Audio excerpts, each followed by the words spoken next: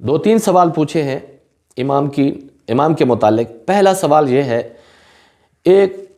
چھوٹی سی غلطی کوتاہی امام کو نااہل کیسے بنا دیتی ہے؟ امام کیسے نااہل بن جاتا ہے، یعنی کہ امامت کے قابل نہیں رہتا؟ وہ یہ ہے کہ اس کا جھوٹ ثابت ہو جائے، اس کا فراڈ دغا ثابت ہو جائے، یا اس کی بد عقیدہ ہو۔ ایسا شخص نظریے کا خراب ہو، اس کا نظریہ عقیدہ ٹھیک نہ ہو، اور اہل بیت کا یا صحابہ کرام علیہم رضوان کا یا اولیاء کرام کا یا والدین کا گستاخ ہو، نافرمان ہو، ایسا شخص امام نہیں بن سکتا، اور یہ نااہل ہے۔ اور اسی طرح امام نے اگر نماز کے اندر کوئی ایسی غلطی کر دی تو اس صورت میں امام اس کو بنانا درست نہیں ہوگا۔ اس کی ایک مستقل ویڈیو پہلے بیان ہو چکی ہے، اور اس کے امام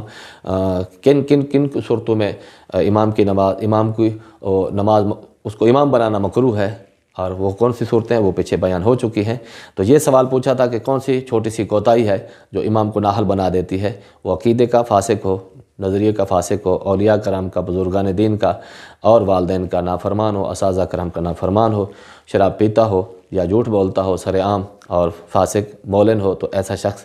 امامت کے لیے نااہل ہے، ایسے شخص کو امام بنانا درست نہیں ہوگا۔ اور دوسرا سوال پوچھا ہے، اگر امام سے نماز میں کوئی غلطی ہو جائے تو مقتدی کیا کرے؟ تو اگر مقتدی بتا سکتا ہے تو اس کو لقمہ دے دے، اور لقمہ دینے کے لیے خاص شرط ہے جو آپ نے سمجھنی ہے، وہ یہ ہے کہ 3 تسبیحات کی مقدار، اگر کوئی رکن وغیرہ کی بات ہے تو 3 تسبیحات کی مقدار سے پہلے لقمہ دینا ہے۔ اگر آپ نے 3 تسبیحات کی مقدار گزرنے کے بعد لقمہ دیا، یا امام صاحب نے جلدی میں کوئی رکن ادا کر لیا اور اس کو لقمہ نہ دے سکا، تو پھر لقمہ دینے کی اجازت نہیں ہوگی۔ پھر نماز اگر لقمہ دے گا تو یہ لقمہ بے محل ہوگا۔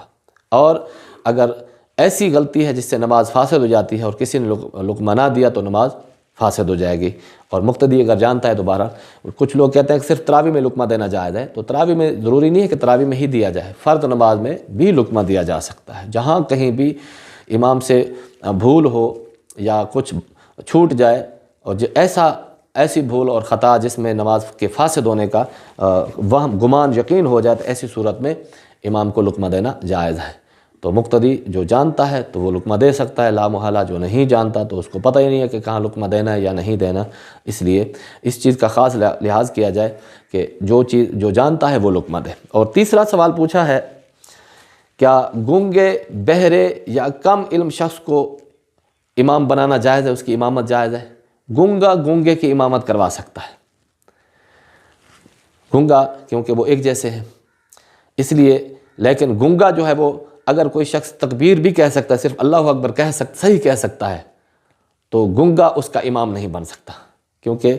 گونگے کے اندر کچھ اہلیت پڑھنے کی نہیں ہے۔ گونگا اپنے جسوں کا امام بن سکتا ہے۔ اس طرح کم علم شخص اگر کوئی موجود ہے اور اس سے